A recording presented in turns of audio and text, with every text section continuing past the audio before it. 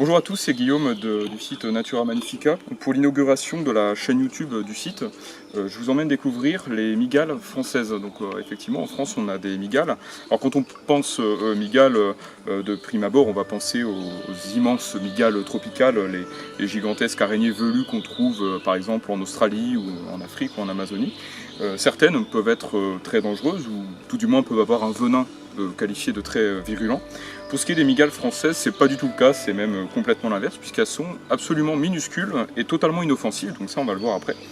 Donc les mygales françaises sont très méconnues pour une raison très simple, leurs mœurs, ces mygales, sont fouisseuses. Elles vivent dans des terriers qu'elles creusent elles-mêmes, on le verra aussi tout à l'heure. Elles vivent dans des terriers, donc elles sont totalement invisibles et c'est extrêmement rare qu'elles sortent du terrier. La plupart du temps, ce sont des mâles en déplacement qu'on va voir, mais c'est extrêmement rare. C'est parti.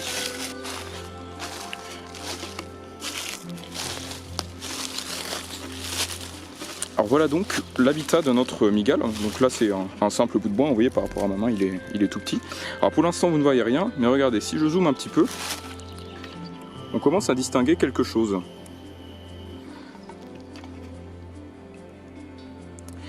Alors ce que vous voyez ici, c'est la fameuse chaussette, parce qu'effectivement ces mygales-là, on les appelle aussi mygales à chaussettes.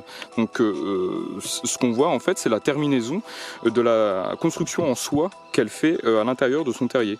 Donc lorsqu'un insecte marche en fait sur cette chaussette, la mygale va le savoir, elle, tout au fond du terrier, et va remonter à la vitesse de l'éclair pour aller déguster sa proie. Alors évidemment, si on touche nous-mêmes la chaussette, il ne se passera rien, puisque elle sent immédiatement que c'est quelque chose d'énorme qui touche sa chaussette et elle ne va pas se risquer à aller s'exposer à un prédateur. Alors on ne peut pas voir la mygale tout simplement comme ça en observant la chaussette. D'ailleurs la mygale n'est pas dedans, en tout cas n'est pas à ce niveau là, parce que le terrier peut mesurer jusqu'à je crois 30, 40 voire même 50 cm de profondeur. Donc il va falloir la sortir. Alors évidemment il ne faut pas s'amuser à faire ça quotidiennement, je ne fais pas ça pour vous inciter à le faire, c'est simplement pour vous la faire découvrir parce qu'elle c'est un animal fascinant et qui est vraiment méconnu, trop méconnu. Alors ensuite la mygale, parce qu'on va la déranger, nécessairement il faudra la remettre dans sa chaussette et ça ce n'est pas chose facile. C'est pour ça que si vraiment on les cherche pour à son tour par exemple les faire découvrir, il ne faut pas s'amuser à sortir de toutes petites chaussettes parce que les mygales seront impossibles à remettre dedans. Il vaut mieux se focaliser sur les grosses chaussettes. Voilà. Alors voilà la chaussette, quasiment invisible dans la végétation. Alors pour la sortir, il faut être très délicat parce que là on n'en voit que allez, 10%, mais il faut vraiment creuser pour en voir la totalité. Alors si on tire dessus comme ça immédiatement, il y a 90% de chance de la déchirer et on va uniquement détruire la maison entre guillemets de la mygale. Il faut être assez délicat.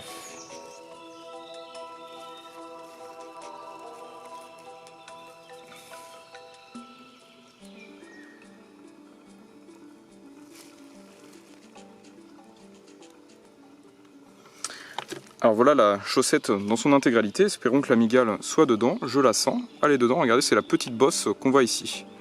Alors on va la faire remonter tout doucement. Vous voyez qu'elle ne m'attaque pas à travers sa chaussette, on se contente d'avancer parce qu'elle sent quelque chose qui la touche en fait tout simplement.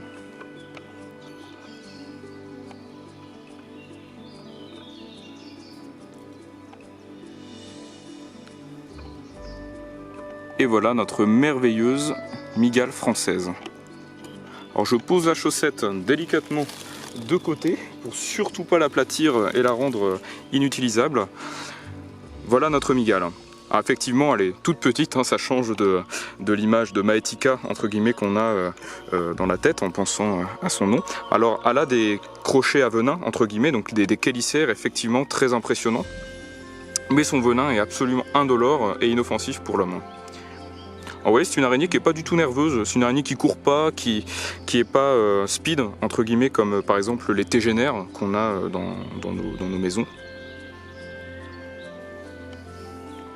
Alors c'est une araignée qui n'est pas velue, quand on l'observe, elle n'est pas du tout pleine de poils comme peut être par exemple la mygale de Leblon, une énorme mygale amazonienne.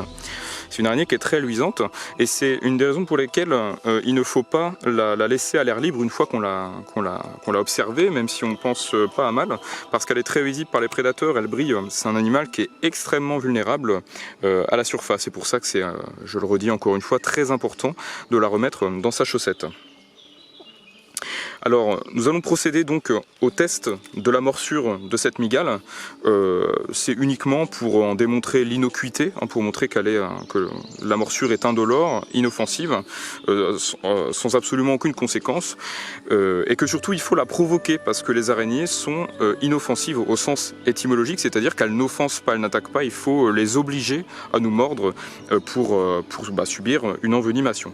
Alors, toutes les araignées au monde ont du venin. Souvent on nous demande est-ce que cette araignée est venimeuse ou pas. Toutes les araignées sont venimeuses hormis des petites familles qui sont assez méconnues, qui sont vraiment l'exception, qui confirment la règle, mais l'immense majorité des araignées sont venimeuses, en particulier celle-ci.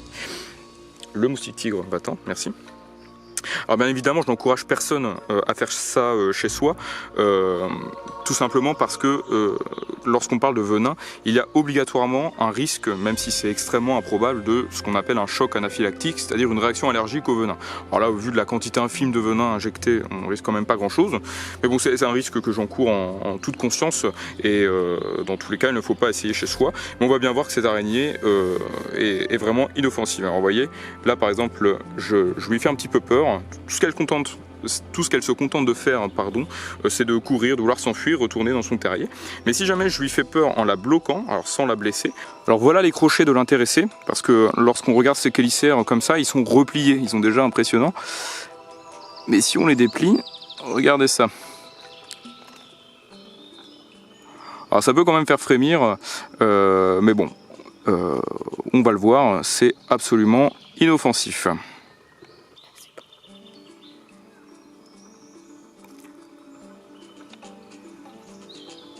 Alors là, elle tente de percer ma peau avec ses crochets, j'espère que vous voyez bien, mais elle n'y arrive pas. Vous voyez, ces crochets ont vraiment beaucoup de mal à percer et il faut vraiment l'obliger à nous mordre.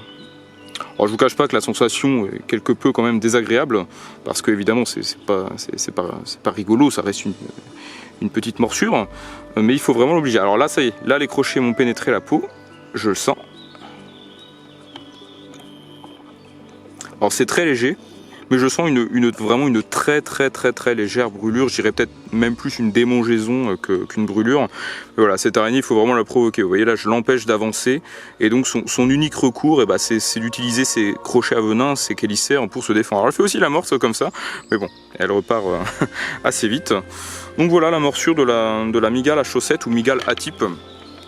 Alors je vous le confirme, on ne sent absolument rien et le venin est absolument inoffensif, hormis évidemment, comme je l'ai dit tout à l'heure, en cas de choc anaphylactique. Donc on va la remettre dans sa chaussette et lui laisser vivre sa petite vie. Alors la différence fondamentale entre les mygales, donc les mygalomorphes, c'est un sous-ordre pour utiliser un jargon scientifique, les mygalomorphes se différencient des aranéomorphes, donc l'immense majorité des araignées françaises, par l'articulation de leurs chélicères, donc entre guillemets les crochets à venin. Et les mygales ont des crochets qui s'articulent du haut vers le bas, comme ça, parce qu'elles s'en servent, on l'a dit, entre autres pour creuser des terriers, alors que les autres araignées, comme les tégénaires, les épères, toutes les autres araignées qu'on rencontre dans nos prairies ou nos maisons, ont les crochets articulés comme ça, voilà, soit comme ça, soit comme ça, mais dans tous les cas, pas comme ça, comme les mygales. Voilà la différence entre les aranéomorphes, et les mygales. Donc on va la remettre dans sa chaussette, opération très délicate, mais c'est très important de le faire. À dans 1 heure. Non, là j'ai bien gardé... Aïe, aïe, non, me mords pas. Ah.